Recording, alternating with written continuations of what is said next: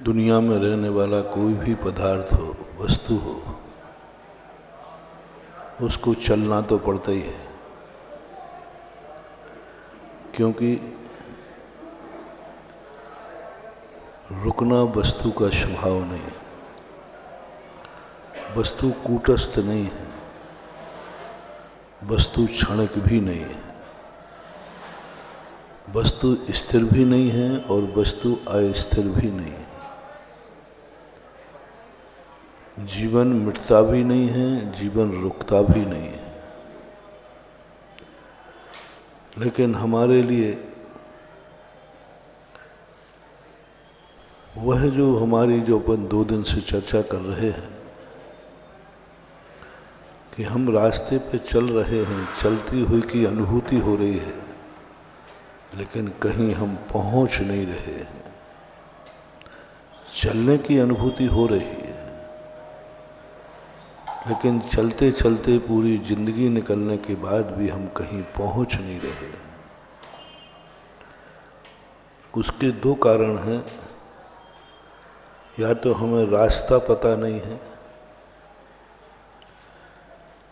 रास्ते का, और दूसरा व्यक्ति है कि हम भीड़ के पीछे हैं। जो सबका होगा वो मेरा हो जाएगा। सारी दुनिया जहां जाएगी वहां मैं चला जाऊंगा। ये जो सोच है, यह सोच हमारे लिए निकम्मा बनाता है। पहला सोच तो हमें बनाता है कि हम अज्ञानी हैं। हमसे कोई पूछे कि तुम्हारी जिंदगी का लक्ष्य क्या है, 99% लोग नहीं बताएंगे। वो कहते महाराज जी चल रहा है, जिसे ढाल मिलता है वहीं लुढ़क जाते। जिंदगी तुम लोगों ने जी है, किस लिए जिए हो? इतने दिन जिंदा रहे किस लिए? इस प्रश्न का जवाब यदि तुमसे पूछे कि तुमने जन्म लिया, जिंदा भी रहे, इतने साल जिंदा तुम किस लिए रहे? और आगे भी जिंदा किस लिए रहना चाहते हो?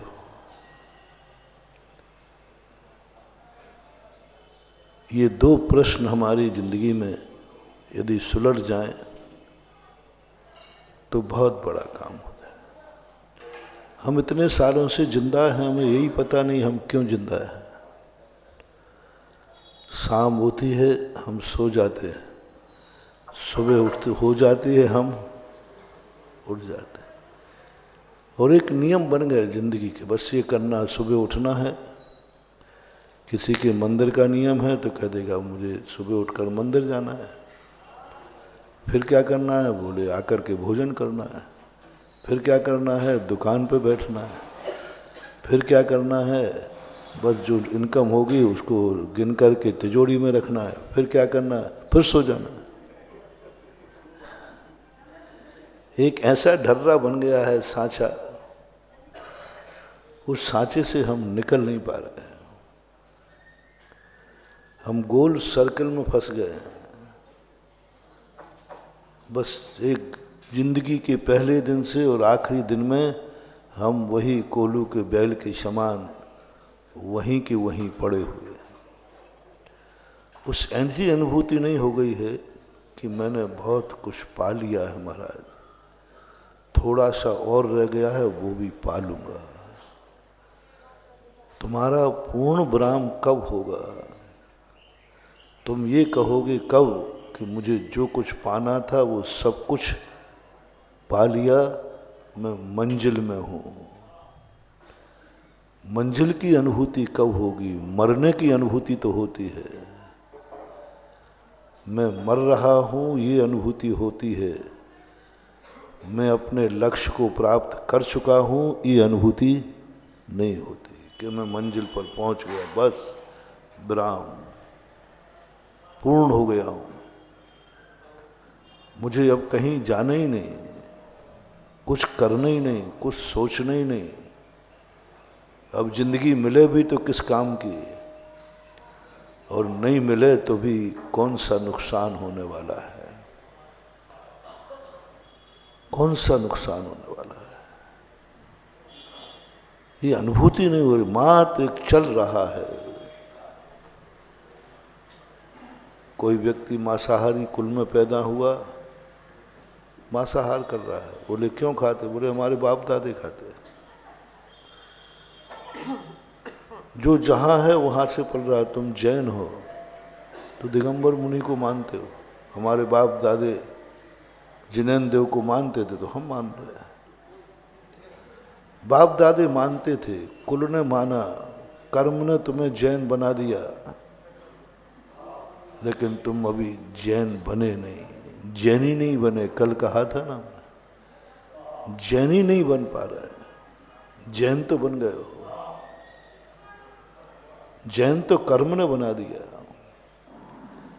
जैन तो कुल ने बना दिया, जैन तो तुम्हारे माई बाप ने बना दिया, जैन तो समाज ने बना दिया, और सबसे बड़ा तुम्हारे कर्म ने तुम्हें जैन बना दिया। ये जैनपना काम नहीं आएगा। ये तो पूर्व भोग की कमाई है,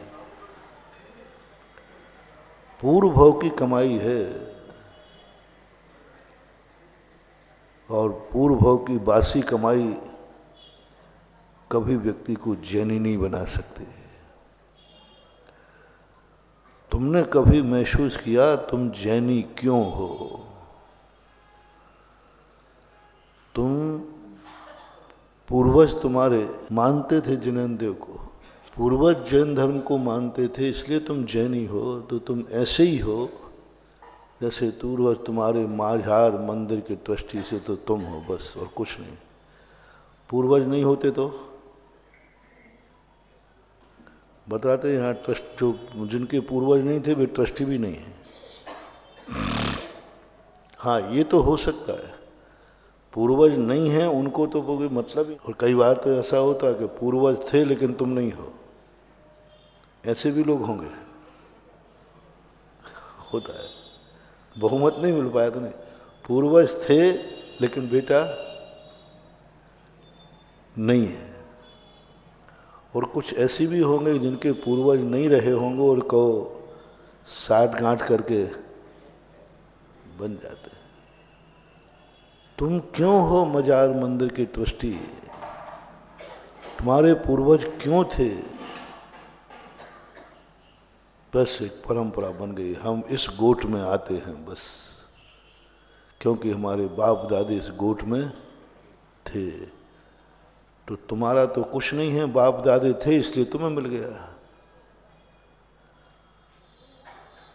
तुम्हें खुद सोचो, मैं इस गोट में क्यों हूं, मैं मजार मंदिर क्यों आता हूं? हमारी गोट का है? नहीं। हमारे पूर्वजों ने बनाया है? नहीं। ये गलती कभी कर मत देना। बाप की वसीयत पर, बाप के ट्रस्टी पर कभी मत बैठना। मौत का कभी नहीं खाना, कभी भूल करके नहीं करना। पिताजी थे इसलिए मुझे लिया जाए, नहीं, ये बहुत बड़ा पितृदोष है। किसी भी धार्मिक किताब में, धार्मिक कार्यों में पूर्वज थे इसलिए मैं हूं, इससे तुम ट्रस्टी तो बन जाओगे लेकिन कोई लाभ नहीं होगा। और 3-4 पीढ़ी के बाद ये दशा बनेगी कि तुम मंदिर के सदस्य भी नहीं रह पाओगे, रहने वाला नहीं बनेगा, वंशी खत्म हो जाएगा। क्योंकि तुम पूर्वजों की छाती पर बैठ रहे हो, तुम मरे हुए की गद्दी को ले रहे हो। कभी भी बेटा मरे हुए की गद्दी नहीं लेता, संपत्ति नहीं लेता। सही जैनी, सही छत्री, जैनी सब छत्री हैं, और छत्री कभी भी मरे हुए बाप की संपत्ति नहीं लेता। मकान भी नहीं लेता, जायदाद भी नहीं लेता, एक कौड़ी भी नहीं लेता। मरे हुए की संपत्ति चांडाल की होती है। मरे हुए के ऊपर शरीर पर जो होता है वो किसका होता है?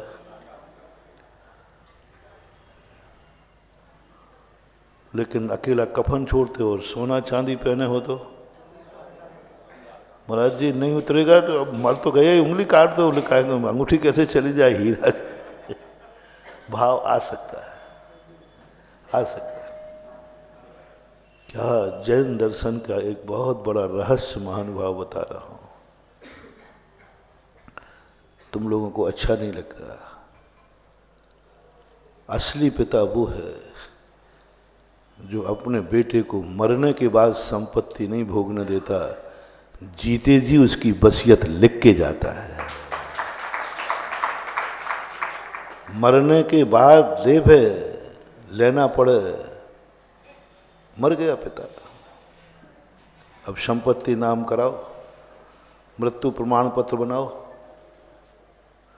मृत्यु प्रमाण पत्र बनाने के बाद तुम्हारे नाम की संपत्ति होगी और तुम्हें ये सिद्ध करना पड़ेगा कि मैं ही इनका बेटा हूं।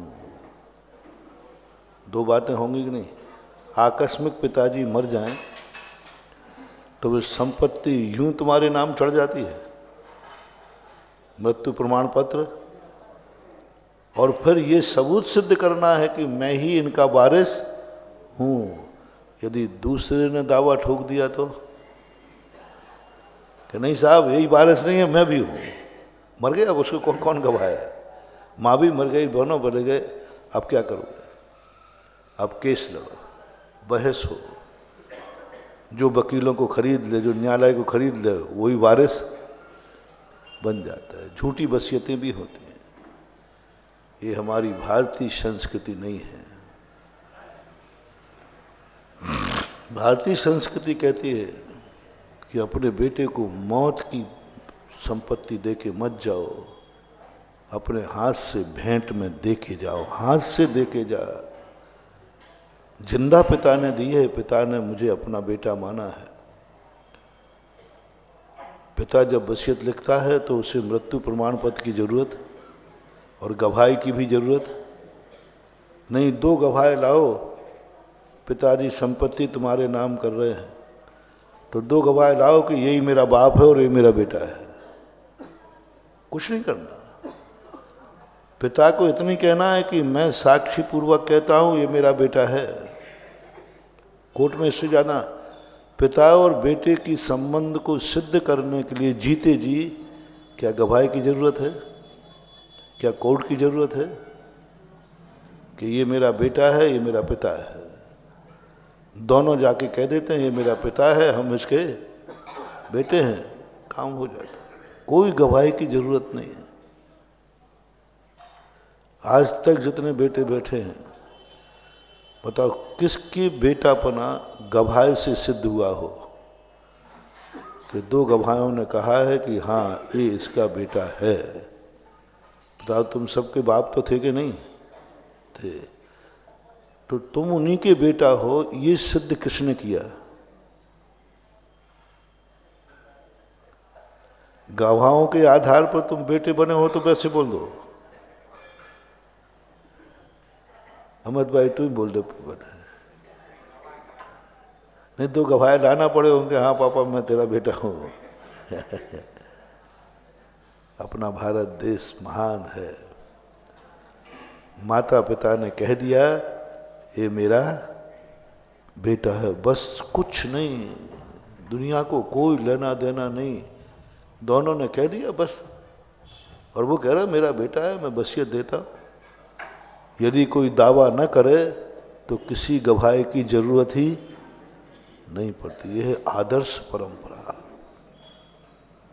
पिता ने मुझे बेटा माना है, वसीयत लिख के गए।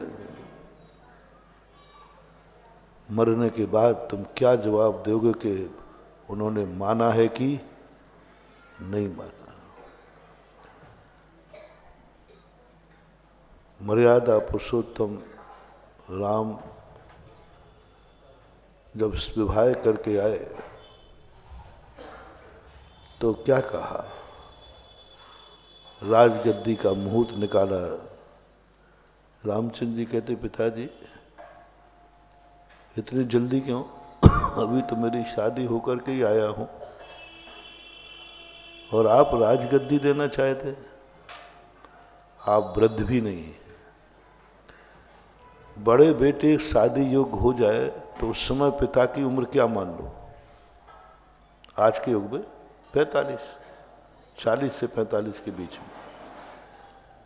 उस समय यही उम्र दशरथ की थी, उस रेशो में। उस समय लाखों की उम्र थी, लेकिन परसेंटेज में 40-45 की उम्र में आप राजगद्दी मुझे सौंप रहे हैं। पिताजी मैंने तो भाव नहीं किया कभी, मैं तो सोच रहा हूं कि अभी तो पिताजी जवान हैं। पिताजी अच्छा अभी युद्ध करके आए थे, युद्ध जीत करके आए थे दशरथ, और दशरथ युद्ध जीत के आए थे, बहुत वीर योद्धा थे। क्या बात कहते हैं। दशरथ के उवाच, बेटा तू मेरा बेटा है, भिखारी नहीं है। तेरे मन में जब भाव आए कि राजगद्दी मुझे मिले, तू जब मांगे तब मैं राजगद्दी दूंगा। मुझे धिक्कार है कि बेटा पहले भिखारी बने फिर मैं राजगद्दी दूं। आर्य पुत्रों की ऐसी परंपरा नहीं है। पाश्चात्य संस्कृति में है कि बाप को बेटा मार करके गद्दी छीनता है, बेटा वो छोड़ते ही नहीं है। तो बेटा क्या सोचता है, कम मरे। यदि बेटे के मन में ये भाव आ जाए कि पिताजी कब गद्दी छोड़े मुझे मिले, पिताजी कब चाबी मुझे देवें, पिताजी कब मुझे वसीयत लिखें, समझ लेना उस पिता को इससे बड़ा अभिशाप दुनिया में कुछ नहीं हो सकता। सबसे बड़ा अभिशाप। बेटे के मन में भाव आ गया कि पिताजी मुझे छोड़ते ही नहीं, मुझे कुछ देते ही नहीं, मुझे कुछ समझते ही नहीं। ये मंदू बहुत बड़ा अभिशाप। ऐसा अभिशाप हो सकता है, या तो तुम पुत्र से रहित बनोगे अगले भव में, संतान विहीन बनोगे अगले भव में, और या फिर तुम्हारे पास कुछ देने लायक रहेगा ही नहीं, क्योंकि तुम्हारे पास था और बेटे ने नीयत खराब कर ली कि कब पिताजी मुझे सौंपे, कब पिताजी मुझे अधिकार दें, कब मुझे दुकान की चाबी दें। ऐसा भाव बेटे के अंदर नहीं आना चाहिए। बेटा यदि मांग ले वे, बेटे को कभी भिखारी मत बनने देना। मैं सदा कहा करता हूं, कभी बेटा घर में, दोनों तरफ बोल रहा हूं, घर में कभी मांग करके पानी मत पीना, मांग करके रोटी मत खाना, क्योंकि घर है तुम्हारा, माँ बाप सगुन है तुम्हारे। भीख की रोटी मत खाना, भीख की रोटी मत खाना, मांग करके पानी मत पीना। नहीं। बचपन में कृष्ण के संबंध में आता है कि एक दिन श्री कृष्ण अपनी माँ से बोले, यशोदा मैया से, माँ तेरा नाटक मुझे समझ में नहीं आता है। बोले बोले कौन सा नाटक? बोले भूख मुझे लगती है, मुझे भूख लगूंगा तो मैं आकर के मांग के खा लूंगा, तू क्यों चिंता करती है? सुबह जल्दी जा, माताओं की आदत होती है, पहले दूध पी के जा, रोटी खा के। छोकरा भागता है, वो कहता है पागल है। 99% लोग माताओं की आदत होती है, बेटे को बुलाकर खिलाएंगे और वो खाना नहीं चाहता, मचलता है, क्योंकि तुम जबरदस्ती खिलाते हो। तो माँ मुझे भूख लगेगी, मैं खुद आऊँगा, मैं तो छोटा सा हूँ, भूख कैसे रहूँगा। तू क्यों चिंता करती है, सुबह उठकर दूध पी ले, रोटी खा ले, ये कर ले। क्या यशोदा मैया ने कहा, बेटा तू मेरा राजा बेटा है, भिखारी बेटा नहीं कि मांगने पर रोटी दूँ। मांगने पर रोटी भिखारी को दी जाती है। भिखारी, राजा कभी मांगता है? और हर माँ अपने बेटे को, कितनी भी गरीब क्यों ना हो, भिखारन क्यों ना हो, एक बार अपने बेटे को राजा बेटा है। और मालूम है कि उसका पति भीख मांगने गया, मजदूरी पे गया है, लेकिन माँ की ममता क्या कहती है, मेरा राजा बेटा। राजा बेटा है तो उसको भिखारी मत बनने दो।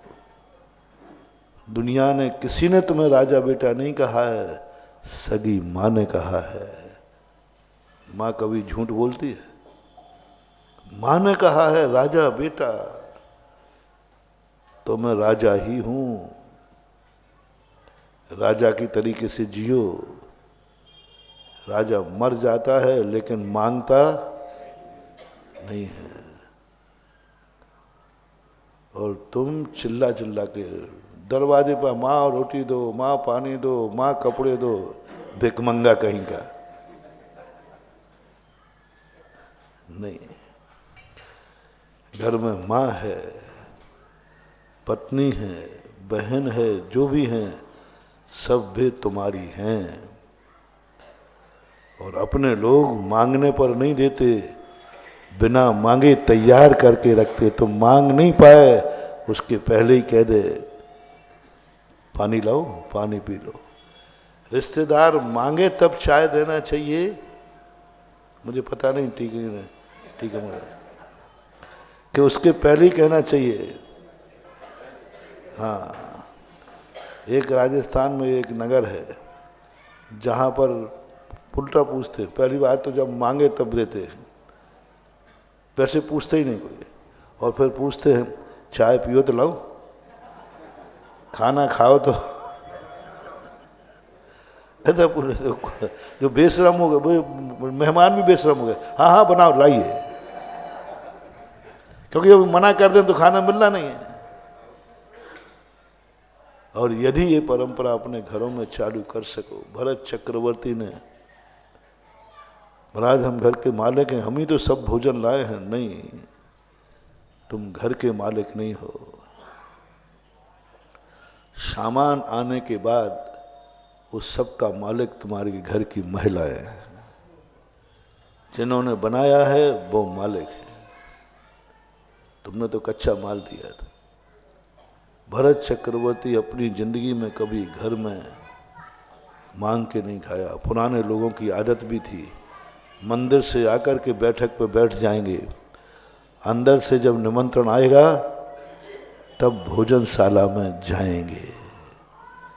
पोता मोता आता, जाओ दादाजी से कह दो भोजन, तब जाएंगे, अपने आप नहीं जाएंगे, अपने आप नहीं कहेंगे।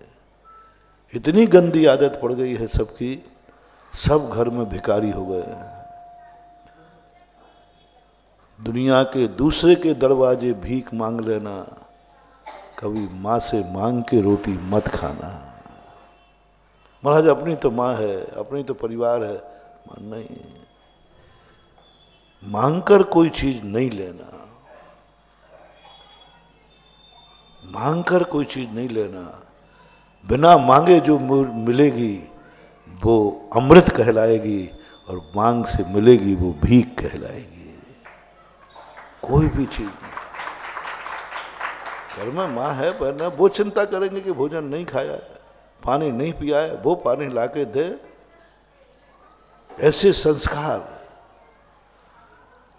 और तुम लोग इतने ज्यादा हो गए तो वो लोग भी प्रमादी हो गए, वो तो सब उठा के खा लेगा, वो तो भूख लगेगी अपने आप चिल्ला के मांगेगा।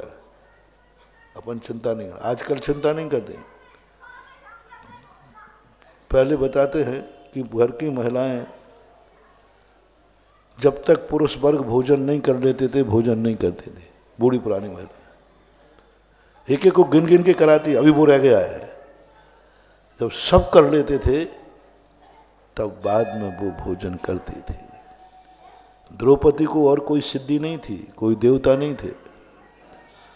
जिंदगी में उसने एक ही नियम लिया था, जब तक मेरे घर के पूर्ण सदस्य मैं मेहमान के भोजन नहीं कर लेंगे तब तक मैं भोजन नहीं करूंगी। इस सिद्धि के कारण उसके कटोरे में अतिशय था कि जब तक वो भोजन नहीं कर रहे कटोरा खाली, अन्नपूर्णा कहलाती है।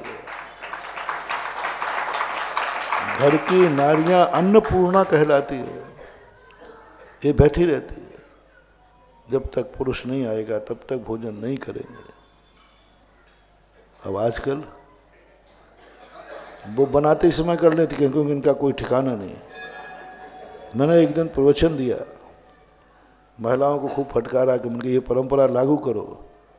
तो प्रवचन तो बोली नहीं, बाद में 10-15 महिलाएं मिलकर आए, महाराज जी अब मेरी भी सुन लो।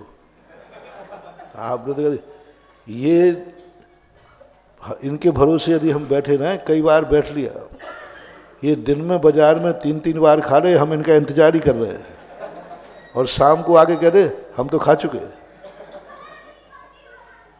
पुरुष भी ऐसा होना चाहिए। कोई व्यक्ति यदि कहे घर भोजन की, नहीं हमारी घर की महिलाएं भूखी बैठी होंगी, या तो हमें सूचना देना पड़ेगा और या फिर मुझे खुद जाना पड़ेगा। दोनों सुधरें। और स्थिति मांग करके नहीं खाना। घर में तो नहीं मांगना, वो तो शगुन है। माँ ने राजा बेटा कहा है तो राजा की तरीके से जियो।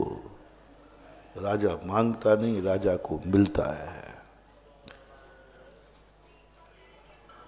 यशोदा ने कन्हैया से कहा, नहीं तू मेरा राजा बेटा है, मांगेगा तब दूंगा, इंतजार करे मेरा। मैं माँ हूं, तू राजा बेटा है, तेरे बिना मांगे मुझे थाली रखा के तैयार रखना है, यही मेरी माँ का काम। राजा दशरथ ने यही कहा, राम तू मेरा प्यारा बेटा है। जब तेरी नीयत खराब हो कि राजगद्दी मुझे कब मिले, तब मैं तेरे मांगने पर, चाहे मन से मांगो, चाहे वचन से मांगो, चाहे मान लो मुंह से नहीं भी मांग रहा है तो मन में भाव तो आ गया। राम तू मेरा राजा बेटा है, भिखारी बेटा नहीं। इसलिए तेरे मन में भाव ना आ पाए, तेरे वचन से शब्द ना निकल जाए, मन में भी भाव नहीं आए, उसके पहले मैं अयोध्या का राज तिलक करना चाहता हूं। कोई भी पद हो महानुभाव, दूसरे की नीयत खराब हो उसके पहले छोड़ दो, उसके पहले छोड़ दो, वो फलेगा। और लोग ऐसी बद्दुआ देंगे, तुम्हारा जिंदगी जो भी तुमने सेवा की है सब खत्म हो जाएगी। शास्त्रों में एक कहानी आती है, एक भाई बहन थे दोनों, बड़ी उम्र हो गई थी, और सेठ तो था बहुत कंजूस था, बहुत कंजूस था। वो पैसा खर्च नहीं करना चाहता था, इस कारण से उसकी शादी नहीं हो रही थी। अच्छे घर के लोग आवे तो वो एक ही बात कहे कि भाई क्या खर्च करोगे, तो ये तो कहते मैं तो कुछ नहीं खर्च करूंगा, तो अच्छे संबंध क्यों आएंगे। दोनों की शादी नहीं हो रही, महज पैसे के कारण, कंजूसी कारण। दोनों भाई बहन चर्चा करते, देखो मेरे बाप के पास इतना धन है, लेकिन उसके बावजूद भी ये हम लोग गृहस्थी में प्रवेश नहीं कर पा रहे। एक दिन राजा का या सेठ का जन्मदिन था, तो जन्मदिन पर लोगों ने एक नाच कराया। वो नाचते हैं ना, नट नटनी। नट नटनी सोचते हैं कि इतने बड़े सेठ के यहाँ जा रही हूँ, नियम से मुझे अच्छी इनाम मिलेगी। लेकिन वो तो मूस था, कंजूस था। पूरी रात भर नाचती रही नटनी, नट बजाता रहा, लेकिन 1 रुपया भी निछावर। पहले ठहराव नहीं होता था बाजे वाले सब आदि निछावर ही मिलती, ठहराव कुछ नहीं, 1 रुपया निछावर नहीं दिया। अंत में नटनी कहती है कि मेरे बस की बात नहीं है अब नाचना, सुबह हो गया है, अब मैं थक गई हूँ। तो नट कहता है देख पूरी रात तो तू नाच चुकी है, गई बहुत रही थोड़ी, थोड़ी भी अब जाए। अब रात भर नाच लिया है तो सुबह होने ही वाला है, ये भली कुछ ना दे, लेकिन अपनी कला से तुम क्यों हारती हो? थोड़ी देर के लिए कला, ये राजा कह देगा कि रात भर नाचने के लिए बुलाया था, रात भर नहीं नाची इसलिए नहीं दिया। रात भर के लिए बुलाया था, रात भर नहीं नाची इसलिए नहीं दिया, तो क्यों कलंक लगाती है? तू कलाकार नहीं तो रात भर नाच नहीं सकती थी, ये कलंक लग जाएगा। गई बहुत और रही थोड़ी, थोड़ी भी अब जाए। नट ने ये गाना शुरू कर दिया। उधर दोनों भाई बहन, राजकुमार राजकुमारी, दोनों सोच रही थी भैया आज तो पिताजी का जन्मदिन हो गया, जब तक ये जिंदा है अपनी शादी तो नहीं होगी, इसलिए कोई उपाय सोचो इसको ऊपर भेजने का। दोनों सलाह कर रहे थे कि पिताजी के जीते जी ये काम नहीं होना, अब एक ही उपाय है कि इनको ऊपर भेजो। दोनों ने मन बना लिया किसको ऊपर भेजने का। सुनते जाना कहानी, कोई मैं कहानी नहीं सुना रहा हूं, पत्थर तो तुम्हारे सिर पे ही आना है। यहां तक आ गया कि ये कब मरे। ओहो, बेटा बिटिया बाप को मरने की बात सोच रहे, बाप को मरने का विचार आ रहा है, कब मरे। बोलो इससे बड़ा और क्या पाप होगा? कौन सोच रहा है? बेटा बिटिया अपना ही खून कह रहा है कब मरे, क्योंकि इनके मरे बिना हमारी जिंदगी सुखी होने वाली नहीं है, और जब तक ये मरेंगे तब तक हमारी जिंदगी निकल जाएगी। एक ही उपाय है, इनको किसी बहाने ऊपर भेजो और हत्या का दोष न लगे। और ये विचार आ गए। और जैसे ये दोनों विचार कर रहे थे उसी समय नट ने ये गाना शुरू कर दिया, गई बहुत रही थोड़ी, थोड़ी भी अब जाए। तो उधर नटनी सोच रही है कि मुझसे कह रहे हैं, और राजकुमारी कहती अरे नट ने मेरे अंदर की बात जान ली, नट ने मेरे अंदर की बात जान ली कि क्यों बाप की हत्या का पाप लेते हो। गई बहुत थोड़ी, थोड़े दिन के मेहमान हैं, क्यों बुरे भाव कर रहे हो? थोड़े दिन के मेहमान हैं, पिताजी की उम्र भी क्या हो गई, अपने आप चले जाएंगे। इतनी सारी जिंदगी निकाल दी, अब थोड़ी सी रही वो भी निकल जाएगी। और राजकुमारी के नट ने बात पढ़ ली, इसलिए वो नट अपन से ही कह रहा है। बहन कहती भैया नट ने पढ़ ली अंदर की बात, और कितनी अच्छी बात कह रहा है। क्यों माँ बाप को मारने का भाव करते हो? जिंदगी निकल गई, थोड़ी सी रही है वो भी चली जाएगी। भैया भी कहता है बहन बात सही है, अपन ने बुरा भाव किया, माता पिता को मारने का भाव किया, अपनी उम्र से मर जाए। ओहो, उसी समय राजकुमार ने कहा इस नट ने ये गाना गा करके मुझे पितृ हत्या के दोष से बचा लिया। बहुत बड़ी बात। बहन भी कहती है देखो मैं कितने बुरे भाव, और ये नट ये गाना नहीं गाता तो कल मैं पिताजी को कहर दे देती।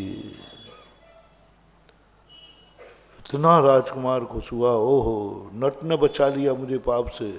उसने तुरंत हार उतार के दे दिया नटनी को, राजकुमार ने। पिताजी बैठे थे, उनके तो कांटों खून नहीं। तुमने ये क्या किया? मेरे रहते हुए तुमने, मैं बैठा हूं, तेरा बाप जिंदा है, तो तुमने क्यों दिया? ये देता तो मैं देता, तुमने क्यों दिया? बहुत सारे बापों को अहंकार होता है, बेटा कोई थोड़ा बहुत दान पान कर देना तो घर में झगड़ा करते, अभी बाप जिंदा है रे, तूने कैसे बोली ले ली?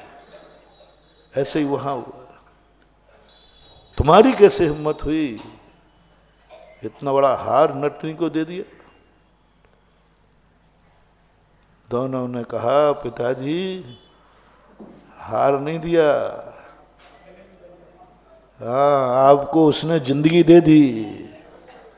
सारी कहानी जब बताई तब स्तब्ध रह गए पिताजी। अच्छा तुम्हारा ये भाव हो रहा था, और क्या करें? अभिशाप है। माँ बाप बेटे इतने तक तरस जाएं कि माँ बाप को मारने का भाव करने लग जाएं, मरने का भाव करने लग जाएं। ये अभिशाप अपनी जिंदगी में कभी मत लेना। और पिताओं से मेरा कहना है, ये अभिशाप आपको अपनी जिंदगी में चाहे भली कुछ भी हो, बच्चों के परिणाम मत बिगड़ने दो। वो मांग नहीं पावे, बच्चा खर्चे के लिए पैसा मांग नहीं पावे, फीस का पैसा मांग नहीं पावे। माताओं से कहना है, घर का आया हुआ पुरुष कभी पीने का पानी मांग ना पावे, उसके पहले देना शुरू करो। चाहे वो तुम्हारा घर का सदस्य हो, बेटा हो, पति हो, भाई हो, यहाँ तक मैं कह रहा हूँ कि मेहमान क्यों ना हो, वो मांग नहीं पाए उसके पहले आपको रोटी खिलाना है। वो नहीं मांग पाए। आपसे क्या कहा मैंने? भूखे रह जाना लेकिन मांगना नहीं। होटल पे जाके पी लेना, मांगना नहीं, अब शगुन नहीं करना। तुम्हें नियम लेना है कि मेरे दरवाजे जो आया है मांगेगा नहीं, मैं उसको बिना मांगे खिलाऊंगी। अतिथि देवो भव, अतिथि देवो, अतिथि देव है। क्यों कहा देव? क्योंकि अतिथि मांगता नहीं है। देखो हमारे मुनिराजों को, हम लोगों को जिनवाणी ने आहार देते समय मौन भेजा है, मौन भेजा है। मांगना नहीं, घर में घुसना नहीं, दरवाजे पे बुलाने आए तो और मांगना नहीं। यहाँ तक कि इशारा भी मत करना, आंख से भी मत मांगना, क्योंकि उस सामान की तरफ देखेंगे तो अरे महाराज उधर देख रहे नहीं, अंजलि पे देखना। बिना मांगे जो आवे वह दान है, अमृत है, और उसी से भिक्षा चलिया जाती है। ये परंपरा, ये संस्कार तुम अपने घरों में लाओ, अपने परिवारों में लाओ। ऐसे आदर्श दुनिया के दूसरे के दरवाजे निमंत्रण से नहीं, अपने घर में भी निमंत्रण से भोजन करो। कोई कह देगा तो कर लेना, नहीं तो बैठे रहना। भरत चक्रवर्ती 6 खंड का अधिपति, भरतेश वैभव में लिखा कि मंदिर से आकर के वो भोजनशाला में बैठक में बैठ जाता था। जब अंदर से कोई बुलाता था तब कहीं जाके भोजन करता था। पूरी जिंदगी भर घर में उसने निमंत्रण से भोजन किया, निमंत्रण से, और मौन पूर्वक भोजन करता था, बोलते हुए। ये एक आदर्श होना था। जब दशरथ ने ये कहा कि नहीं बेटा, मैं तो तेरे मांग आर्य पुत्र हूं, मैं, आर्यों की परंपरा है कि बेटा योग्य होते ही वो मांग ना पाए, उसके परिणाम न बिगड़ पाए, उसके पहले ही उसको सौंप दे। अच्छे बेटे की बात कर रहा हूँ, बदमाश हो, व्यसनी हो, उड़ाऊ खाऊ हो तो उसके लिए नहीं कह रहा हूँ। हाँ, उसकी व्यवस्था नहीं, ये तो मार्ग बता रहा हूँ। व्यसनी है, उड़ाऊ खाऊ है तो चाबी लेके मर जाना, लेकिन उसके नाम वसीयत करके मत जाना। ये भी नहीं किया, दोनों नहीं किया। यदि उड़ाऊ खाऊ नहीं है तो मांगने के पहले दे देना, और उड़ाऊ खाऊ है, जुआड़ी है, शराबी है, गंजेड़ा भंगेड़ा है, तो चाबी कचड़े में फेंक जाना, लेकिन ऐसे बेटे को वसीयत देके मत जाना, क्योंकि जितना धन मिलेगा उतना ही वह पाप ज्यादा करेगा। तो जो व्यसनी होते हैं उनके तो टाइट कर दिया जाता है, इसको एक पैसा हाथ में मत दो, ना पैसा रहेगा और ना बिगड़ेगा। ऐसा परिणाम, ऐसी स्थिति बनना चाहिए। लेकिन अच्छे बेटे हैं, तुम्हें मालूम है कि पूरी वसीयत लेने के बाद भी ये मुकरेगा नहीं, मेरी सेवा करेगा, तो ऐसे अच्छे लोगों की बात मैं कर रहा हूं। तो अपनी जिंदगी का कोई भी पद हो, चाहे समाज के पद हो, चाहे परिवार के पद हो, इन पे बद्दुआ मत लेना। ये बैठा है, उतर ही नहीं रहा है, ये पद छोड़ ही नहीं रहा है, और तो और दुनिया कहे तो कहे, गुरु महाराज जी कहने ये तो गणेता सांप है। अब कहाँ रही तुम्हारी? गुरु महाराज की दृष्टि में भी आ गया कि जब तक इन संस्थाओं पे गणेता सांप बैठे हैं, इन संस्थाओं का उद्धार नहीं हो सकता। महानुभाव, इससे बड़ा अभिशाप दुनिया में कोई नहीं हो सकता। तुम मनुष्य हो, तुम किसी तीर्थ क्षेत्र के ट्रस्टी हो, तुम किसी मंदिर के ट्रस्टी हो, मनुष्य हो, और तुम्हें टाइटल क्या मिल गया? गणेता साहब बहुत खतरनाक होता है, वो काटता नहीं है, बिल्कुल मौन। कितने ही तुम उल्टा पलटा करो ना, कोबरा तो भागता है, कोबरा तो जैसे ही तुम कुछ करोगे भागेगा या फन मारेगा। गणेता कुछ नहीं करता, कितने ही करो वो कुंडली बांधे रहता है, इतना बेशरम होता है वो। तुम कुछ भी कहते रहो, कुछ असर पड़ता ही नहीं, कुछ नहीं पड़ता, वो कुंडली बांधता है, भागता नहीं। गणेता साहब भागता नहीं, जैसे ही टच करोगे तो कुंडली और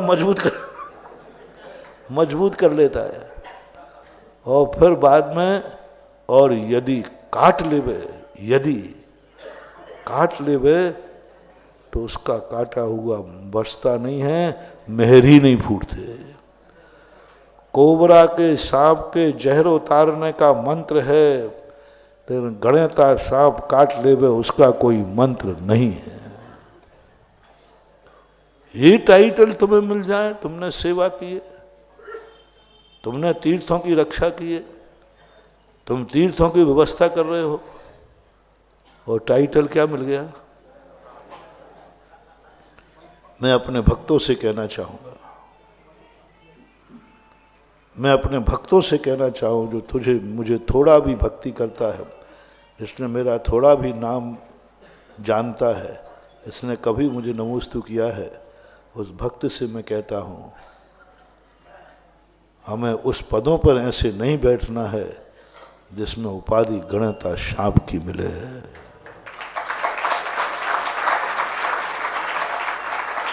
अभाग्य मान करके बैठना है, लोग याद करें कि वो कोई पदाधिकारी था जिसके काल में ऐसा हुआ, और निर्मोही था, देखो निर्मोही था, किसी ने पद मांगा नहीं, और बल्कि लोग चाह रहे हैं कि यही पद पर रहे, और वो कहते नहीं साहब चुनाव का समय हो गया। अब मैं एक दिन भी ज्यादा नहीं, एक घड़ी भी ज्यादा नहीं, एक घंटा भी ज्यादा नहीं, दिन तो बहुत होते हैं, हमारा समय हो गया। आप लोगों ने हमें मौका दिया, आप लोगों ने हमें सौभाग्य दिया, हमसे जो कुछ बना हमने किया। हमने अच्छा किया ये मत दलील देना, अच्छा व्यक्ति अच्छा पदाधिकारी कभी ये नहीं सुनाता। ये तो वहाँ पार्लियामेंट में सुनाया जाता, मैंने ये किया, मैंने ये किया, मैं और मैं नहीं बनता है वो। नहीं, मैंने कुछ नहीं किया। जितना करना था ये चुनाव के जो आप लोगों ने बैठाला, जितना आप लोगों ने उम्मीद की थी, जितना मुझे करना चाहिए था, उतना मैं नहीं कर पाया। मुझे क्षमा करना। आप लोगों ने मुझे बनाया था बहुत उम्मीद से कि मैं ये कर लूँगा, मैं ये कर लूँगा, और मैंने भी सोचा था कि मैं अपने कार्यकाल में बहुत अच्छा कार्य, बहुत बढ़िया कार्य करूँगा, ये कर दूँगा, मैं ये कर दूँगा। लेकिन पूरी समाज के सामने किया है उसने। नहीं करने वाली के नहीं कह रहा हूँ, सब कुछ कर लिया, फिर भी हाथ जोड़ के यही कहना, जो होना चाहिए था वो मैं नहीं कर पाया, सब लोग मुझे क्षमा करें। अच्छे कार्यकर्ता की बात बता रहा हूँ। तो उन्होंने कहा नहीं साहब अभी आप ही बैठिए। बोले नहीं साहब, अब तो जितने दिन का इकरारनामा था वो पूरा हो गया। अब एक दिन भी मैं इस गद्दी पर नहीं बैठूंगा। ये गद्दी निर्माल है, ये गद्दी पाप है, ये गद्दी अनधिकृत है। ये गद्दी में एक दिन बैठा तो ये गद्दी पर मैं नहीं बैठा हूँ, कोई गुंडा बैठा है। समाज का मैं गुंडा नहीं हूँ। गुंडा समझते? हमारा आप तो कहते जाओ, हम लोग सब समझदार हैं, सब जानते हैं। एक दिन भी बचता है तो कहते हैं कि मैं गुंडा नहीं हूं, मैं समाज का नागरिक हूं, श्रावक हूं। नहीं, गुंडागर्दी से गद्दी नहीं चाहिए मुझे। एक दिन भी नहीं बैठूंगा, एक दिन भी नहीं बैठूंगा। और अंत में जाकर के पुनः समाज कहती अच्छा ठीक है साहब, भंग कर दो कमेटी। भंग करने के बाद समाज ने पुनः चुन लिया उसी को। अब बोलो, अब ये गुंडागिर्दी में आएगा कि उसकी इंसानियत में आएगा? इतना अच्छा आदमी था। मैं तो हमेशा कहता हूं ऐसे अच्छे काम करो, लोग दोबारा तुम्हारे अलावा किसी को चुने ही नहीं। पूज्य गुरुदेव ने एक बार कहा था कि महाराज कैसे जानूं मैं कि हम लोग समाज के बीच में गए हैं तो समाज को हमने अच्छा काम किया है, प्रभावना की है और समाज को अच्छा लगा है। अब हम लोग पहुंच गए तो महाराज वो तो मुनि भक्त हैं तो चौका तो लगाएंगे। मुनि भक्त हैं तो प्रवचन तो, मुनि भक्त हैं तो चतुर्मास तो कराएंगे। हम कैसे माने कि इनको सौभाग्य लगा, इनको अवभाग्य लगा? गजब, हमारे आचार्य जी बहुत कम बोलते ना। बोले पहले तो नहीं पता चलेगा, विहार करने के बाद यदि वहाँ की समाज द्वारा तुम्हें चाहे तो समझ लेना तुमने प्रभावना की है। यदि वो द्वारा चाहते हैं और विहार करते समय पहले तो ये माला फेर रहे हों, हे भगवान ये चतुर्मास कभी खत्म ही नहीं हो, ये 4 महीने का नहीं पूरी साल भर का हो जाए और जिंदगी भर का हो जाए तो अवभाग्य। ऐसी कोई माला फेर रहा हो और विहार करना ही पड़े और ये भाव आ जाए, हे गुरुदेव द्वारा कब मौका मिलेगा। बार बार चाहने का भाव करे, पुनः पुनः चाहने का भाव करे, समझ लेना तुमने वहां कुछ किया है। और ये कह दिया भैया चतुर्मास निपट गो।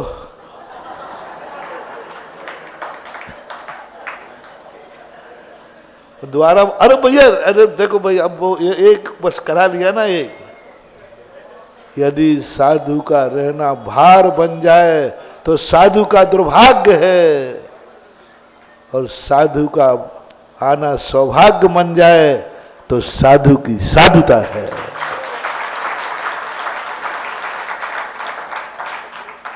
दोनों प्रकार के साधु हैं वर्तमान में, चिंता नहीं करना। ऐसे भी हैं जिनके तुम चतुर्मास कराना नहीं चाहते, कराना पड़ते हैं, और ऐसे भी हैं पूज्य गुरुदेव जैसे कि हर साल का चतुर्मास मिले, है ना। ऐसे भी, तो ये बात है। ऐसे ही तुमने कहीं कार्य किया है, द्वारा यदि तुम्हारे लिए लोग चाहें तो समझ लेना तुमने कुछ अच्छा कार्य किया है। परिवार में भी यही है, सबका मोटिवेशन लो। तुम्हारा जो संबंध है, यह संबंध तुम्हारा अच्छा रहा कि बुरा रहा, अच्छा रहा कि बुरा रहा, रिश्तेदारी से शुरू करो। क्या रिश्तेदार के मन में ये भाव आया है कि हे भगवान, मैंने कितना पुण्य किया जो ऐसे रिश्तेदार मिले, जन्म जन्म तक ऐसे ही रिश्तेदार मिले। जाओ जाओ, तुम एक इतने बड़े चक्रवर्ती बनोगे, 6 खंड के व्यक्ति तुम्हारे रिश्तेदार होंगे। 96,000 रानियां होती हैं, ऐसे नहीं मिलती महानुभाव। माँ की अर्थी कंधे पे नहीं उठती महानुभाव, माता पिता की अर्थी कंधे पे नहीं उठती है। जिनकी जिनकी माँ ने कभी ये भाव किया हो, अभी रिश्तेदारों की बात कर रहा हूं। रिश्तेदार ये कहते हैं क्या मैंने पुण्य किए, ऐसा रिश्तेदार मिला, जन्म जन्म तक यही मिले। रिश्तेदारी बनाओ तो ये वरदान लेकर के बनाना, कहीं ऐसा ना कोई रिश्तेदार, मैंने तो गलत नंबर डाल दिया, कौन सा पाप किया था कि ऐसा रिश्तेदार मिला। ये तुम्हारी जिंदगी का सबसे बड़ा अभिशाप है। आप आ जाइए घर में, घर में कोई भी संबंध शुरू कर दीजिए, पति पत्नी का, दोनों में गुंडागिर्दी से हाँ मत कहलवाना,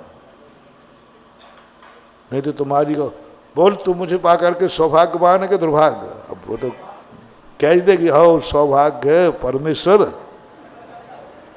अंदर की बात है। एक नारी जाति ये सोच ले कि मैंने कितने भाग किए, कितने पुण्य हैं कि मुझे ऐसा परिवार, ऐसा पति मिला। सौभाग्य मानो, वो सौभाग्य है।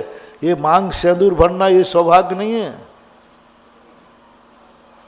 ये सौभाग्य नहीं कहा हमारे शास्त्रों में, इसका तो उल्लेख ही नहीं है, इसकी तो कोई चर्चा ही नहीं की। सौभाग्य है कि वो अभाग्य माने। और तुम्हारे लिए क्या हो, आपके लिए ये सौभाग्य माने कि जब से घर में आई है, घर स्वर्ग हो गया है। मेरे घर में तो कुछ नहीं थे, हम तो सब राक्षस थे, हम लोग तो सब कुछ नहीं थे। जब से आई है हमारी जिंदगी में, हे भगवान मैंने कैसा पुण्य किया जो मुझे ऐसी पत्नी मिली।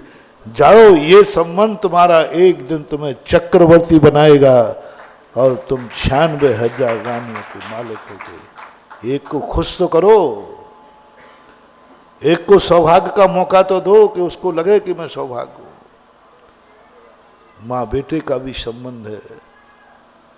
बेटे के मन में, बेटा तुम सुनो, पहले तुम कुछ ऐसा अच्छा करो, तुम कुछ ऐसा अच्छा करो कि बाप के मन में आए कि हे प्रभु, जब भी मैं ग्रस्त बनूं मुझे यही बेटा मिले, ऐसा ही बेटा मिले। बस ये आशीर्वाद देना, ये वसीयत देना, ये सब माता पिता के संबंध नहीं, ये तो असली नकली भी हो जाते हैं। लेकिन पिता के मन में ऐसा भाव आए क्या कर दिया इस बेटे ने, मेरी तो कोई इज्जत नहीं थी, इसने सारी इज्जत दिलवा दी। मुझे कोई पूछता नहीं था, मैंने इसके नाम से पूछ रहा हूं। अपनी जिंदगी में एक काम जरूर करना, काम तुम करना और सम्मान पिता का होवे। काम तुम करना और सारा जगत दुआ देवे। ओहो, ऐसा बेटा, धन्य है वे माता पिता जिनको ऐसा बेटा मिला। ये दो शब्द जरूर दुनिया में पिताजी को वरदान में देके जाना। तुम्हारे कारनामा, तुम्हारी हरकत, तुम्हारा कृत्य तुमने किया है, और लोग किसको दुआ दे रहे हैं? अरे क्या बेटा है, क्या संस्कार दिए माता पिता ने। और ये भाव आ जाए, जिसका बेटा ऐसा है, बोलो ना, बस एक, हर बेटे के लिए एक जिंदगी में एक काम करना है कि तुम्हारे कारण पिता का सम्मान हो। कोई उन्हें पूछ नहीं रहा था। पिताजी को किसी ने कहा, ये जो आ रहे हैं ना, इनको जानते हो? बोले नहीं जानते, आ रहे होंगे। अरे नहीं नहीं, ये फलाने के पिताजी हैं। अच्छा, उसके पिताजी हैं? वो लड़का तो अपना देवता है। और सब लोग खड़े हो गए, अरे आप उसके पिताजी हैं, आइए आइए। किसके कारण सम्मान मिल गया? उनकी तो कोई इज्जत थी नहीं, कोई नहीं जानता था, लेकिन बेटे ने कुछ ऐसा किया कि बेटे के कारण, अच्छा उसके पिताजी हैं, लोगों ने आके आगे बैठा दिया। ये दृश्य तुम कभी करके जाना, जाओ, तुम्हें ऐसे माता पिता मिलेंगे, तुम्हारे बाप की अर्थी कभी तुम्हारे कंधे पर नहीं उठेगी। हाँ, कंधे पर नहीं उठेगी। ऐसे लोग हैं दुनिया में। तीर्थंकर के घर में कभी माता पिता नहीं मरते, कोई मरता ही नहीं है, कोई नहीं मरता। पूरी जिंदगी में जिस दिन से जन्म ले लेते हैं, उनके घर में यमराज का प्रवेश वर्जित हो जाता है। कोई मौत नहीं मरेगा, क्योंकि हर संबंध अभाग्य मान के आया है। और पिता लोगों से मेरा कहना है, अपनी जिंदगी में इतनी इज्जत जरूर कमाना कि तुम्हारे नाम लेते ही बेटे की इज्जत मिल जाए। बेटे को कोई पूछ नहीं रहा है। किसी ने कहा, ये छोकरा आ रहा है ना, मालूम आप किसका बेटा है? फलाने चंद। अरे उनका बेटा है? ओह, वो तो मेरे नगर के देवता हैं। आओ बेटा आओ, उन बाप के बेटा हो। बोलो, ये सम्मान किससे मिल गया? यदि तुमने ये कर लिया तो जाओ, तुम्हारी गोद में कभी भी अल्पायु वाला बेटा पैदा नहीं होगा। तुम्हारे मरने के बाद तुम्हारा नाम रोशन करेगा। तुम्हारी इज्जत बेटे को मिल गई। पिता को एक जरूर अच्छा कार्य करना है, जिसके कारण बेटे को मान मिले, बेटे को सम्मान मिले, बेटे के मन में अभाग्य जाने, और बेटा एक बार कहे कि यदि मुझे दोबारा जन्म लेना पड़े तो मैं इन्हीं का बेटा बनना पसंद करूंगा। एक बेटे की एक दुआ लेकर के मरना, बस। बेटे को जन्म देना कोई बड़ी बात नहीं है रे। पापियों के भी बेटे हो जाते हैं, बलात्कारियों के बेटे हो जाते हैं, कामों में भी बेटे हो जाते हैं, लेकिन द्वारा वो तुम्हें बाप बनाना चाहे, ऐसा बेटा तुम्हारा, ऐसा कृत्य तुम्हें करना है कि वो मांगे नहीं, मुझे जन्म जन्म तक ऐसे ही पिता मिले। अरे कितने भाग्य हैं। जहां जाओ वहां सम्मान मिलता है, जहां जाओ वहां इज्जत मिलती है। जो देखो मेरा सम्मान करता है, अच्छा तुम उनके बेटे हो। हर बेटा, हर व्यक्ति कहता है उनके बेटे हो तुम। ओहो, वो तो हमारे नगर के बहुत बड़े परोपकारी। जिस मोहल्ले में निकल जाओ, तुम अपने खातिर इज्जत मत कमाओ,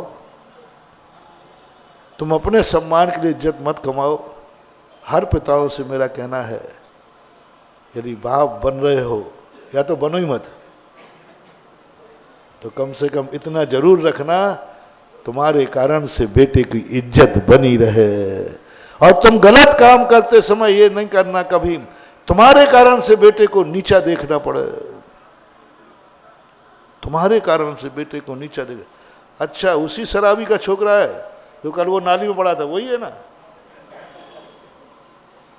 अच्छा, उसका छोकरा है वो जुआड़ी का। महानुभाव, एक बार मैंने इस गृहस्थी के ऊपर 15 दिन प्रवचन दिए थे, ये संबंध कैसे अभिशाप बनते हैं। तुम्हारे जिंदगी में जो दुख दर्द आ रहे हैं, हम साधुओं के अभिशाप से नहीं, भगवान के अभिशाप से नहीं, तुम्हारे खुद के कारनामों के अभिशाप है। तुमने ऐसा पाप किया है कि बेटा शर्मिंदा हो रहा है, बेटा कहीं जा नहीं सकता, कहीं निकल नहीं सकता, तुमने ऐसा पाप किया है, कभी अच्छे बेटे नहीं पा पाओगे। और बेटे ने ये भाव कर लिया, हे भगवान, जन्म मिले या न मिले, लेकिन ऐसा बाप न मिले, ऐसा बाप न मिले, ऐसा कोई कृत्य मत करना। हमने देखा है ऐसा नीति है कि पिता आता है और पिता जाकर के बेटी की शिकायत करता है, महाराज जी ये बेटा मंदिर नहीं जाता, महाराज जी ये बेटा ज़्यादा ये करता है, महाराज जी आजकल ये गुटखा खाने लगा है, थोड़ी थोड़ी बीच में कभी कभी। ये पिताजी कह रहे हैं, कोई बात नहीं, होता है, ये कोई बड़ी बात नहीं है। एक पिता बेटे की शिकायत कर रहा है, कोई बड़ी बात नहीं। एक पिता बेटे की FIR लिखा रहा है, कोई बड़ी बात नहीं। एक बेटा पिता के दुर्गुणों से दुखी है, ये कोई बड़ी बात नहीं है। गजब का सुनाओ, अभिशाप मेरे साथ होता है, महाराज जी मेरे पापा मंदिर नहीं आते, हो गया बर्बाद, अब बर्बाद हो जाओगे, अब बर्बाद हो जाओगे। अब तुम्हारा जन्म ऐसे स्थान पर होगा, जैन कुल तो मिलेगा ही नहीं, वहां कोई जय जिनेन्द्र करने वाला शब्द भी नहीं सुन सकोगे, ऐसे मलेच्छ खंड में पैदा होगे। किसका अभिशाप? भगवान के मंदिर नहीं गए तो भगवान ने अभिशाप दे दिया? नहीं मानो, जाओ तो, नहीं जाओ तो भगवान अभिशाप। और हम लोग भी तुम लोगों ने मेरी बात नहीं मानी, इसलिए मैं दे के गया अभिशाप। क्या उम्मीद है? हम लोग नहीं करते। तुम मानो तो, नहीं मानो तो हम तुम्हारा कभी बुरा विचार ही नहीं सकते। हमारा अहित करने वालों का बुरा नहीं विचारते तो तुम्हारा हम क्या बुरा विचारेंगे? नहीं महाराज आपकी बात नहीं मानूंगा तो आप मुझे भस्म कर दोगे, नाराज हो जाओगे। नहीं होगा, नहीं होगा। और होता तो तुम हम जितने प्रवचनों में कहते हैं बातें, कितनी मानते हो? कितनी मानते बता दो तो भैया।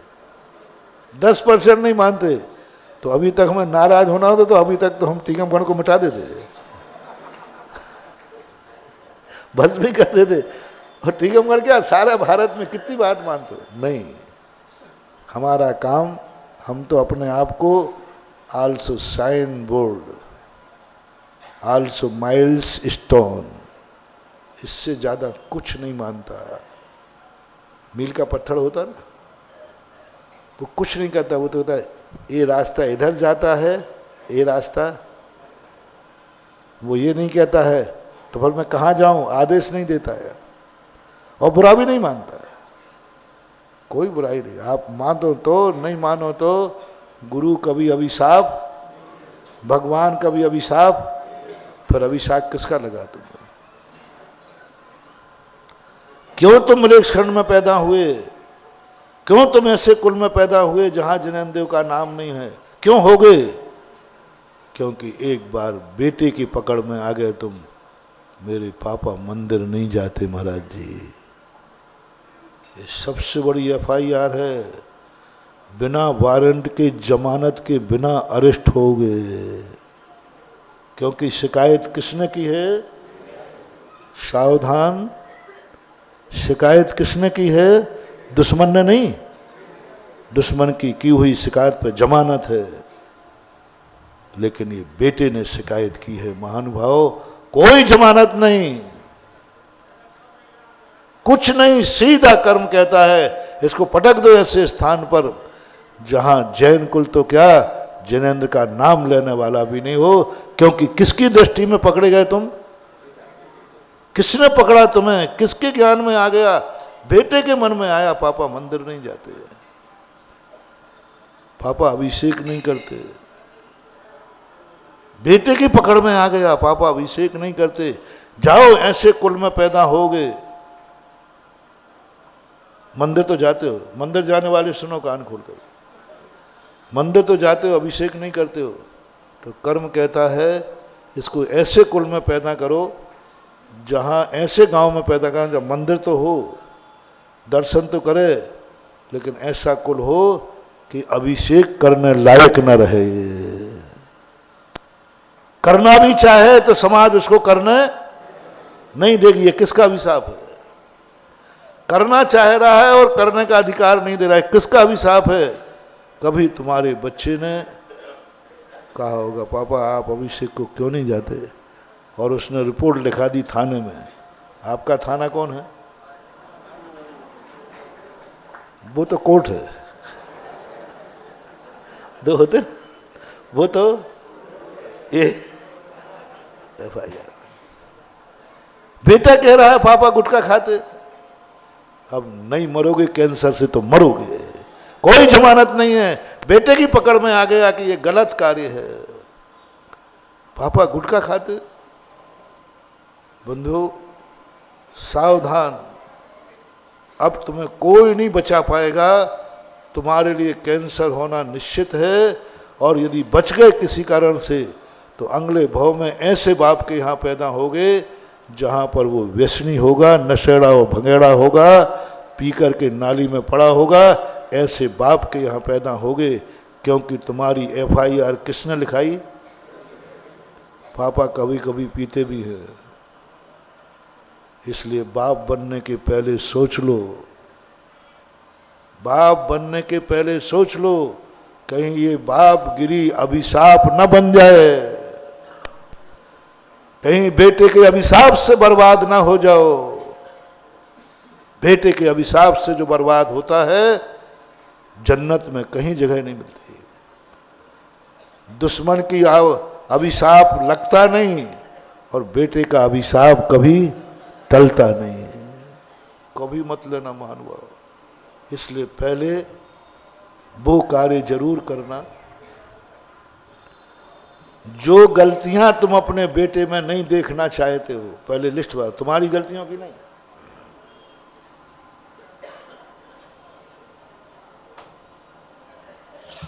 तुम्हारी गलतियों की नहीं। तुम क्या चाहते हो कि मेरे बेटे में क्या क्या कमियां नहीं होना चाहिए, उनकी लिस्ट बनाओ। बस मेरा बेटा ऐसा ना हो, मेरा बेटा शराबी नहीं हो, मेरा बेटा क्रोधी नहीं हो, मेरा बेटा ये नहीं करे, सब बनाओ। क्या क्या नहीं होना चाहिए बेटे में, तुम्हारे बेटे में क्या क्या दोष नहीं होना चाहिए, ये लिस्ट बनाओ।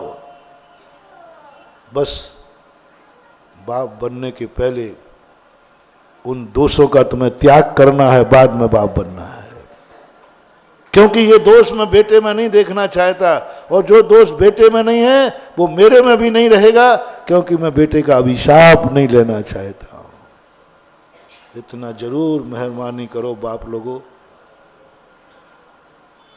दुनिया के अभिशाप तुम्हें लग जाएं, मैं बैठा हूं, मेरा नमोकार मन बैठा है, मेरी शांति धारा बैठी है, कट जाएगा। लेकिन यदि तुमने अपने बेटा के ही अभिशाप लिया है तो फिर कटने वाला ऐसे ही। बेटों से मेरा कहना है, ऐसा कुछ करो कि बाप तुम्हें दोबारा चाहे। बस एक वरदान लो तुम, बेटे के मन में भाव आए, जब भी मुझे पिता मिले तो ये मिले, क्योंकि ऐसे पिता जहां देखो वहां इज्जत है, जहां देखो वहां शान है। यहां तक कि महाराज के मुख से भी उनका नाम निकलता है। महाराज की भी कृपा है, ऐसा बाप कहां मिलेगा। बस जाओ, तुम्हें वरदान मिल गया। हमारे लाखों आशीर्वाद भी तुम्हारा कल्याण कर पाएंगे हम नहीं कह सकते हैं। एक बेटे की दुआ, एक बेटे का गर्व, एक बेटे को ये भाव आ जाए मेरे पिता कोई छोटे मोटे नहीं हैं, वो हैं जिनका इज्जत महाराज की नजरों में भी है। ऐसे ऐसे हर संबंध में लगा लेना महानुभाव। भाई भाई हो उसमें भी लगा लेना, भाई भाई पे गर्व करे, मुझे गर्व है कि मेरा ऐसा भाई है। गर्व, जो संबंध तुमने बनाए ऐसा गर्व, अलग रहो इकट्ठे रहो इससे मुझे कोई फर्क नहीं पड़ता है, पर एक भाई को दूसरे भाई पर क्या होना चाहिए, जो परिचय दे। तो मुझे नहीं जानते मैं किसका भाई हूं, उसके अच्छा अच्छा उसके भाई हो, अरे अरे भाई जय जिनेन्द्र साहब, जय जिनेन्द्र साहब, वाह मजा आ गया। ऐसे भाई बनो कि तुम्हारा भाई तुम्हारा गर्व से नाम ले, तुम उसका एड्रेस बनो, तुम उसकी पहचान बनो और वो जगत में कहे मालूम मैं किसका भाई हूं। हर संबंध बनाने के पहले उसको गौरवता प्रदान करो, गौरवता प्रदान करो। अब मैं अपनी बात और कह दूं, सब तो कह दिया, मैं भी तुम्हारा कोई हूं कि नहीं।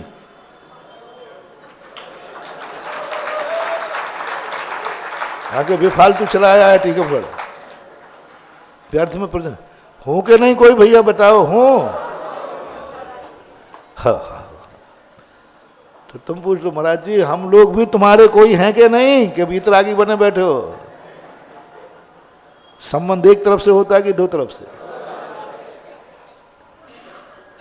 मैं भी कोई तुम्हारा हूं, चलो मैं तुम्हें कहता हूं तुम भी मेरे कोई हो, तभी प्रवचन दे रहा हूं, तभी टीकमगढ़ आ गया हूं, तभी टीकमगढ़ में रह रहा हूं, तभी तुम्हारे हाथ से हार, तभी मैं हाथ उठा के आशीर्वाद।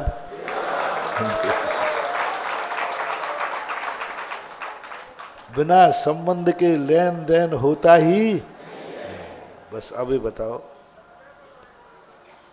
तुम मुझे पाकर के साधु को कहा, गजब बात मानो,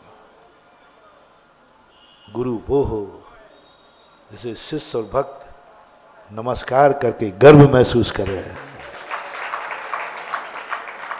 और गर्व से कहे मालूम नहीं मेरा गुरु कौन है। गर्दन देख रहे, गर्व, मालूम नहीं। तुम लोग क्या समझते हो मुझे, क्या समझते हो तुम मुझे, मालूम मैं किसका चित्र हूं, वो 56 इंच का हो जाए, मैं किसका चेला मालूम मुझे। मैं जगत पूज्य संत श्रोमणी आचार्य विद्यासागर का चेला। बोलो गर्व महसूस होगा कि नहीं। तभी संबंध है। क्या तुम अपने आप को मैं तुम्हारे टीकमगढ़ में आया सौभाग्यशाली मान रहे हो कि नहीं। क्या गर्व से कह सकता है मालूम मेरे यहां कौन विराजे है। किन किन ने अपने रिश्तेदारों को कहा होगा मालूम इस समय हम टीकमगढ़ वाले कितने पुण्यशाली हैं। बोले क्यों, हमारे यहाँ कौन आए, रिश्तेदारों से पूछवा लूं कि भाई इन्होंने क्या कहा। कहीं क्या पता फोन से कह दिया भैया अभी हम कुछ नहीं कर सकते, हमारे यहाँ एक आफत आई है, अभी महाराज जी विराजमान हो गए, भैया नहीं कर सकता। अब तुम समझो बात को, जब तक ये बिहार नहीं कर क्या पता ऐसा फोन कर दिया हो तो हमें क्या पता। और किसी ने फोन किया हो भाई देखो अभी मत छेड़ो, अभी मत बुलाओ, बहुत मुश्किल में हमारे टीकमगढ़ का सौभाग्य जागा है, सौभाग्य का लाभ लेने दो, मैं नहीं आ पाऊंगा, मैं नहीं आ पाऊंगा, मैं जानता हूं कि मुझे आना चाहिए, मैं नहीं आ पाऊंगा, मैं एक एक दिन खोना नहीं चाहता हूं, तुम्हारे यहाँ आने से ज़्यादा सौभाग्य मेरा यहाँ रहने से है। रिश्तेदारों को कह दो मैं नहीं आ पाऊंगा क्योंकि मेरा सौभाग्य से मिला है, मैं एक दिन भी खोना नहीं चाहता हूँ। यदि ऐसा श्रावक महसूस करता है तो साधु की साधुता धन्य हो गई। उसके भक्त इतने बढ़ेंगे, इतने बढ़ेंगे, इतने बढ़ेंगे, एक दिन वो त्रिलोकी नाथ बन जाएगा।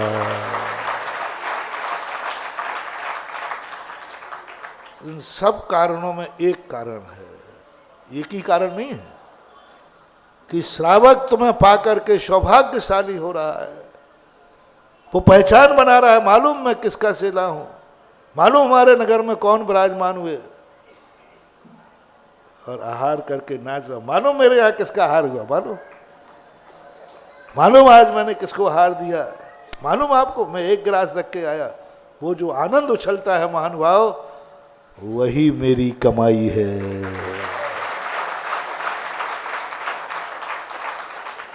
वो आनंद उछलता है श्रावक को।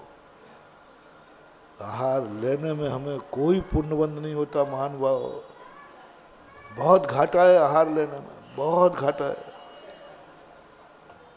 जिंदगी में सबसे बड़े पाप कर्म का उदय आता है कि आहार लेना पड़ता है, बहुत घाटा है, बहुत बहुत घाटा है।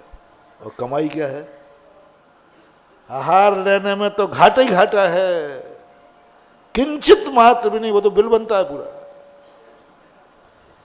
लेकिन कमाई क्या है, सबसे बड़ी कमाई है जिसके आहार करके आए, वो जो सौभाग्य मानता है, अवभाग्य मानता है, वो है हमारी कमाई। घर घर में कोने कोने में चेहरे मुस्कान है, हर घर आनंद से है, फोन हो रहा है, मालूम आज आहार हुआ है। वो जो तुम्हें आनंद आया, जो तुमने चारों तरफ फोन किए, जो तुमने खुशखबरी सबको सुनाई, और दिन भर आप फूले नहीं समा रहे हो, बस वो है मेरी कमाई। अब जितनी हो जाए सो, क्योंकि कमाई मालिक के हाथ में नहीं होती है, कमाई ग्राहक के हाथ में होती है। अच्छे ग्राहक आ जाए तो बोलो ना, ऐसे ही अच्छे श्रावक मिल जाएं और इस प्रकार का जो आनंद की अनुभूति हो, दिन भर आनंद। बोले क्या होना है, बोले शाम को विनती होना है, किस उपलक्ष्य में, गर्व से बोलो ना,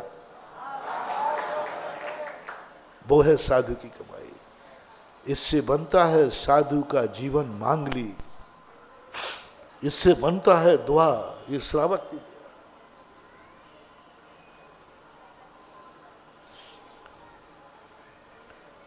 झूठ बोलना नहीं, बोलो ये सौभाग्य मेरे कारण से तुम्हें मिला कि नहीं, तो आप तो धन्य हो गए कि नहीं। अब व्यवहार कब चलेगा,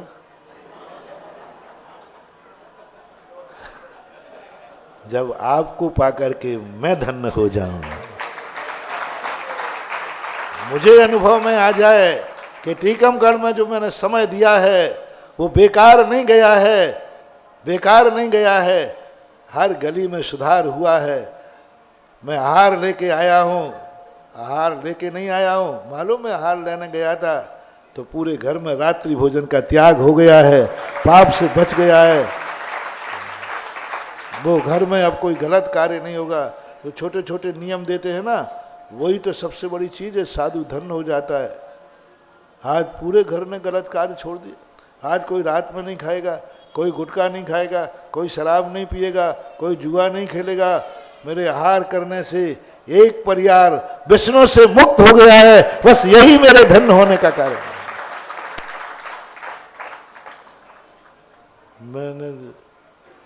मैं टीकमगढ़ जाके धन्य हो गया। बोले क्यों, मेरे जाने से हर व्यक्ति सुबह धोती दुपट्टा पहनकर अभिषेक करने लगा, हो गया। महाराज आपने वहां इतना समय क्यों दिया, क्या कहूं, कुछ तो कहने लायक रख लो रे। मैंने इसलिए दिया कि वहां ऐसा लाभ हो रहा था, ऐसा लाभ हो रहा था जो जिंदगी में मंदिर भी नहीं आते थे, वे आज अभिषेक का लोटा उठा के आ रहे हैं, ये लाभ हुआ है, इसलिए मैंने समय दिया है। क्या ये गर्व, ये गौरव कभी तुम्हारे ऊपर तुम्हारे गुरु कर पाएंगे? कर पाएंगे? अच्छा साधु पाकर के तुम धन्य होते हो, तो हम लोग पत्थर के नहीं हैं, हम भी अच्छे श्रावक पाकर के धन्य होते हैं। तुम्हारे मन में भाव आता है ऐसे साधु मिले, तो हमारे मन में भी भाव आता है कि ऐसे व्यवहार तो जब ही चलता है। कुछ ऐसा करो जिससे गुरु महाराज भी धन्य हो जाए, वो पहचान बन जाए, हम ऐसे श्रावकों के गुरु हैं, हम ऐसे श्रावकों के गुरु हैं जो श्रावकों में कभी व्यसन नहीं होता, रात्रि भोजन नहीं होता, शराब जुआ नहीं करते। मैं ऐसे समाज में रहता हूँ, ऐसे समाज में ये संबंध यदि तुमने बना दिया तो जाओ। आज तो मैं छोटा सा साधु मिला हूँ, एक दिन तुम्हें साक्षात तुम्हारे गुरु तीर्थंकर होंगे, क्योंकि तुमने अपनी क्रियाओं से किसको सौभाग्य दिया, किसको धन्य किया? साधु धन्य हो गया तुम्हें पा करके, तुम्हारे यहाँ का हार लेकर के। जाओ, ये वरदान तुम्हारे लिए, एक दिन परम गुरु देवादि देव तीर्थंकर के सानिध्य तुम्हें दिला देगा, क्योंकि तुमने ये शुरुआत। इसलिए अब समय आपका हो गया। ये मंदिर भी धन्य होते हैं, मंदिर भी धन्य होते हैं। जितने लोग मंदिरों से जुड़े हुए रहते हैं, लो भगवान की दुआ और दे दे। ओम शांति। अरे मैंने ये बोल दिया कि समय हो गया, ये गलती हो गई मेरी। हाँ, यदि मैं नहीं बोलूँ तो मेरे प्रवचन में किसी को होश ही नहीं रहता कि मेरे ऑफिस का टाइम हो गया। कई लोग कहते महाराज जी आज मुझे डांट पड़ गया, मैंने क्यों लेट हुआ? मैंने क्यों? बोले आपका प्रवचन ही ऐसे तो मैं भूल ही गया कि मुझे ऑफिस जाना है। तो मैंने ही गलती कर दी कि टाइम बोल दिया है। फिर तो देवियाँ हैं, इनको तो, इनकी तो छत पे बड़ी सूख रही है ना। क्या कह रहा था? भगवान की दुआ और ले लो, इन मंदिरों की दुआ और ले लो। ये मंदिर भगवान भी गर्व महसूस करें, मैं सिद्धालय से उतर के आया हूं। लोग पूछे कि भगवान आप सिद्धालय से उतर क्यों लग गए, सिद्धालय में बुरा लग रहा था क्या? बोले नहीं। फिर क्यों गए थे वहां? बोले देखा मेरे बैठते ही इस मोहल्ले में एक भी व्यक्ति ऐसा नहीं है, 8 साल का बच्चा भी मेरे अभिषेक दर्शन किए बिना भोजन नहीं करता है। देखा, इसलिए मैं यहां। मंदिर छोटा पड़ रहा है, मंदिर छोटा पड़ रहा है। इतने चहेते जहां रहते हैं, वहां मुझे सिद्धालय से भी नीचे जाना पड़े तो गर्व की बात है। गर्व की बात है कि मैं सिद्धालय से नीचे आया, क्योंकि इतना बड़ा मंदिर होने के बाद भी मंदिर छोटा पड़ रहा है। ये गर्व कभी भगवान को करोगे? भगवान को पाकर अपन तो कई बार धन्य हो गए, लेकिन भगवान अपन को पाके धन्य हो जाए तो बेड़ा पार हो जाए। भगवान को अपन तो पाके धन्य हो ही जाते कि भाई भगवान आपका दर्शन मिला, ऐसा कुछ करो। टीकमगढ़ में बहुत मंदिर हैं, बहुत धन्य हैं, बस इतना और करो कि मंदिर में बैठा हुआ भगवान, पूछ लूंगा मैं, वो धन्य है कि नहीं। और वो धन्य कब होगा वो मैंने बता दिया। यदि तुमने भगवान को धन्य कर दिया तो जाओ, आज तो मूर्ति का दर्शन कर रहे हो, कल अकृत्रिम चैत्यालय का दर्शन करोगे, परसों साक्षात तीर्थंकर का दर्शन करोगे। संबंध बनाओ, और संबंध बनाते समय बस अंत का एक मोटिवेशन मंत्र लो, जिससे भी संबंध बनाओ उसको पाकर तुम्हें गौरवान्वित नहीं होना है, तुम्हें पाकर के वो गौरव। जो भी संबंध हो, अब तुम्हें संसार के संबंध, परिवार के संबंध, मतलब जो भी तुम्हें संबंध बनाना हो, बस एक मंत्र ले लेना, मैं जिससे संबंध बनाऊंगा वो गौरव का अनुभव करेगा। गुरु से बनाओ, गुरु को गौरव प्रदान करो। भगवान से बनाओ, भगवान को गौरव प्रदान करो। जो कुछ तुम्हें करना है, परिवार में बनाओ, बस एक ही ध्यान रखना, जिससे मैं संबंध बनाऊंगा उसको इतना गौरव होगा, इतना गौरव होगा कि वो जन्म जन्म में मुझे ही चाहेगा, जन्म जन्म में मुझे ही चाहेगा। ये यदि वरदान तुमने ले लिया महानुभाव, सबसे बड़ा वरदान है, और इसकी साधना आपको करना है। आज इतना ही, बस अपन को अभिशाप नहीं लेना, बाप की चाबी कहीं ऐसा ना हो बेटा बिटिया मरने का भाव सोचें, गई बहुत रही थोड़ी, थोड़ी भी अब जाए, छोड़ो, कल छूट नहीं है, कल छूट नहीं है, छोड़ने के पहले छोड़ो। जो बात मैं कह रहा था, समय हो गया, कल विचार करेंगे, उस बात पर ध्यान देना, बेटे को मरने के बाद कोई संपत्ति ना लेना पड़े, जीते जी दे के जाओ। और बेटे लोगों से कहा है कि मरने की संपत्ति नहीं लेना है, जिंदा बाप की रहना, बाप नहीं दे पाए तो एल्युमिनियम का कटोरा ले लेना, मैं जैन हूँ, चांडाल नहीं हूँ। इसके संबंध में अपन डिटेल में कल बात आएगी, समझे। और पदों पर भी बैठना है, बिल्कुल राजा बन, ऐसे बन के बैठो सब चाहें, तुम मत चाहो, खड़े होने का फार मत भरो, वोटों की भीख मत मांगो, वोट एंड सपोर्ट। आजकल तो राजनीति में लेन देन, लेन देन करके वोटें लेते, हाथ जोड़ते, भावना भी ना भाना पड़े कि फलाना व्यक्ति मुझे वोट दे। तुम तो कहो भगवान मेरी योग्यता होगी तो लोग घर आकर के मुझे उठा के ले जाएंगे, लोगों में योग्यता होगी तो मुझे फिर से लोग चुन लेंगे, हमारी योग्यता होगी। वरदान लेकर के तीर्थों की सेवा करो। कल शाम को बहुत जबरदस्त प्रश्न था, सारे तीर्थों के पदाधिकारी यदि ये सोच लें तो आज भी तीर्थों में अतिशय है, आज भी पपोरा में अतिशय हो सकता है, आज भी हार जी में अतिशय हो सकता है, आज भी बनाजी में अतिशय हो सकता है। बस गणता साफ,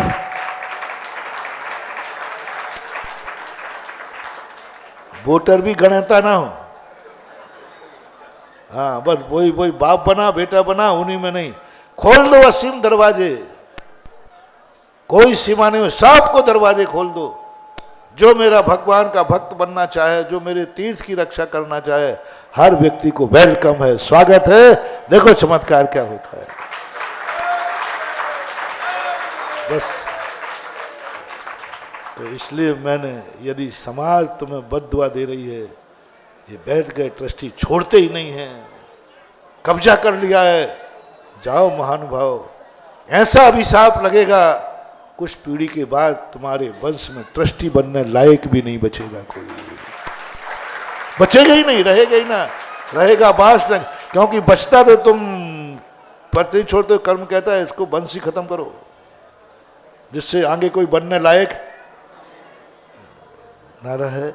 ऐसी गलती मत करना कभी भी। किसी भी पद पर समाज नहीं चाहती है तो नहीं बैठना, चाहती है तो सेवक बनकर के सामने आ जाना, यही मेरा आशीर्वाद है। महावीर भगवान की